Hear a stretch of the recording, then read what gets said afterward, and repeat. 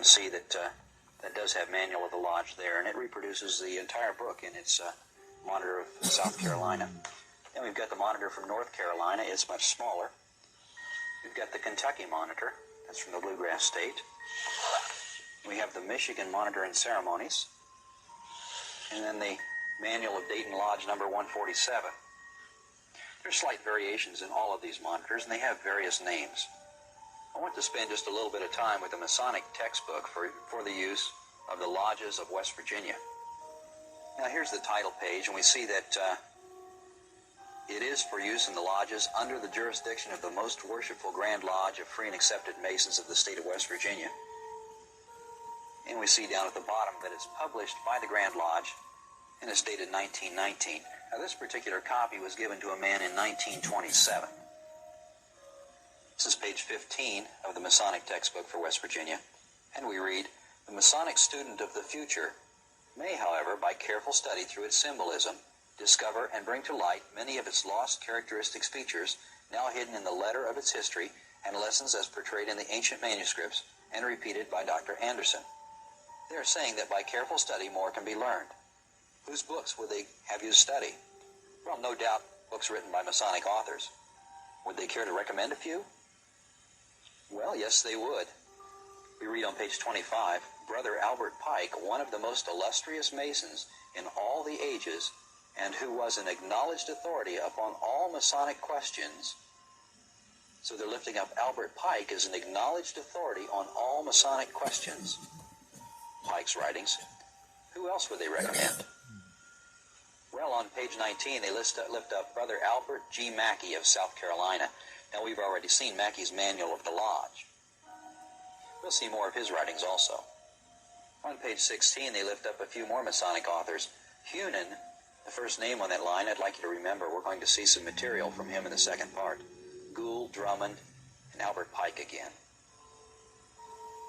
We're going to spend a little bit of time with the Kentucky Monitor also. This is the title page. And we can see at the bottom that it is arranged by Henry Purtle, who was a past master. That means a former worshipful master. Notice at the bottom it's copyrighted 1921 by the Standard Publishing Company. Since it's not published directly by the Grand Lodge of Kentucky, they can say just a bit more about things that are to be kept secret than some of the other monitors do. Like the Indiana Monitor, the Kentucky Monitor borrows much of its verbiage from books written by Masonic authorities, and those books and authors are listed in footnotes. I want to quickly show you some of those footnotes. Here on page XIV in the preface, they list morals and dogma in the footnotes. We've got Albert G. Mackey, the Encyclopedia of Masonry, listed in the footnotes on page XVI. And then on page XX, they've got Joseph Fort Newton, the builders, listed in the footnotes. This is the preface, which is entitled The Spirit of Masonry. Let's look a little bit about the purpose of this publication. The purpose and publication of the Kentucky Monitor has been to collect and present to the lodge officers and interested brethren some of those comments which have been made by qualified brethren in such amplification of some portions of our ceremonies not otherwise sufficiently explained. All matter here included has been found in print elsewhere in proper sources. And we've already seen some of those proper sources. For example, Manual of the Lodge by Albert Mackey is widely quoted. Morals and Dogma is another one of those authoritative sources. The Encyclopedia of Freemasonry is another one. The Builders by Joseph Fort Newton, which are all in the footnotes, are all qualified sources. In the back of the Kentucky Monitor is a 41-page index, which helps us find many things in the Monitor. One entry is on the secret doctrine. You notice there's 17 pages that are listed as having information on the secret doctrine. Here's a typical passage about the secret doctrine found in the Kentucky Monitor. This, in short, is a synopsis of the story that Masonry attempts to tell. The secret doctrine completed from the wisdom of the ancient East. Page 20, we have another entry for the secret doctrine, and it reads, "So, my brother, Masonry teaches by allegories and symbols, and it is your part to extract from them the truths that will be of service to you in the building of an upright Masonic character." Again, what they're saying is that there is more to learn. This is Masonic Lodge Methods by L.B. Blakemore. It contains suggestions about the proper use of the Lodge Library and has a good bibliography in the back of it. We see from the flap that Blakemore is a past Grand Master of Ohio. That means he was head of the Grand Lodge. We're going to take a look at some text on page 43 at the bottom. Blakemore writes, "It is suggested that when a candidate has been raised, and while he is still in the master's care, the lodge librarian, or the chaplain, or the master himself should address him somewhat as follows. I herewith present you with a Masonic book which I have borrowed for you from our lodge library, or other Masonic library. You will read it and return it, and secure another one, and so continue your search for more light in Masonry." This is impressive and figures in the candidate's mind as part of his initiation, and starts him out on a search for more Masonic light and information. The book presented should be an interesting one, carefully selected with a view to his ability to appreciate it. So we see that the Lodge Library and the Masonic books that are contained in them plays a very important part in educating the new Master Mason about the deeper meanings of Masonry. The secret doctrine is well documented in Masonic libraries. This library is at the House of the Temple in Washington, D.C. Even this room is not large enough to hold all of the Masonic books which have been written. The many rooms at the House of the Temple hold over 200,000 volumes. A typical lodge would not have a library which would compare with this room alone. Some small lodges do not have a library at all, but all grand lodges do. This is the catalog of the McCoy Publishing and Masonic Supply Company, the leading Masonic publisher. This page from McCoy's catalog shows that many Grand Lodges present a copy of the builders to each man who is raised to Master Mason. Raised is used in the sense of raised from the dead.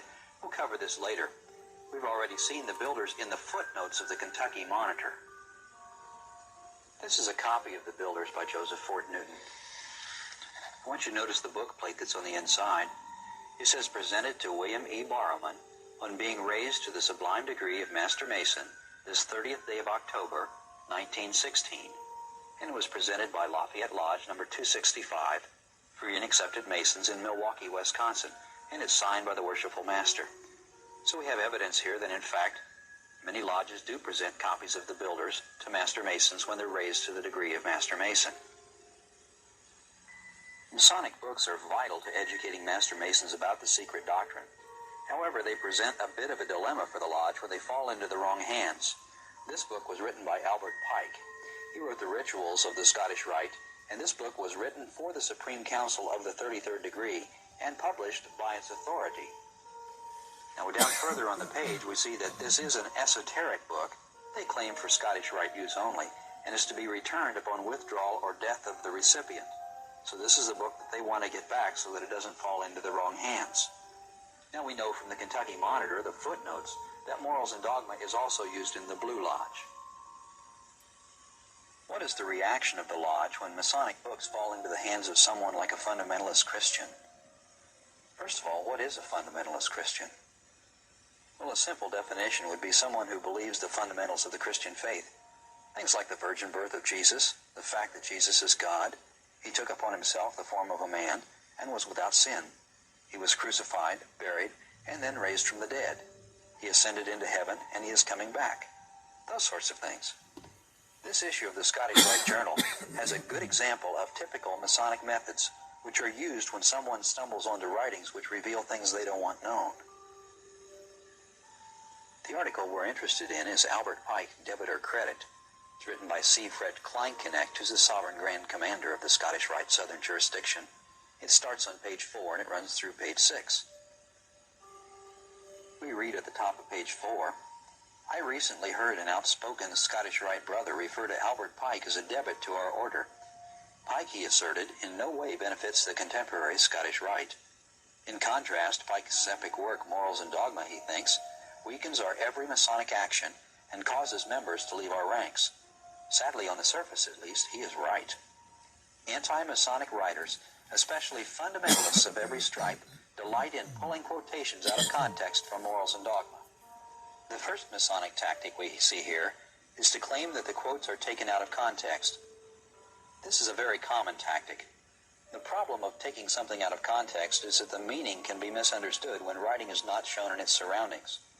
But really, to examine the full context of something, you often have to consider not only the immediate surroundings, but other chapters of a book as well.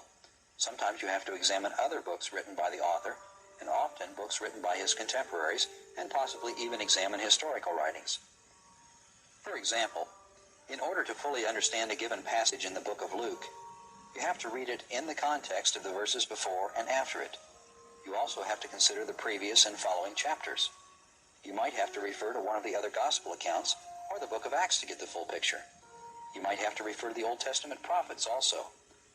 Often we were able to take a passage out of its surroundings and the meaning does not change. It is still taken out of context, but it is not a problem. The claim that something is taken out of context often is meant to imply that the person who used the quote is trying to intentionally deceive. Let's examine this article written by Fred Kleinknecht in context. Fred is the highest-ranking member of the southern jurisdiction of the Scottish Rite. Let's continue looking at the context. Notice the symbol to the left of Fred's signature? That is the same symbol which he wears on his headpiece. It is known as the signal of Baphomet or Baphomet. We will come back to this element of context later when we introduce Baphomet. Looking at the top of the page again, notice that Fred says, "The book does not represent official Scottish Rite philosophy." This is the title page of a book called A Bridge to Light, written by Rex Hutchins. And we notice that the foreword is written by C. Fred Kleinknecht, the Sovereign Grand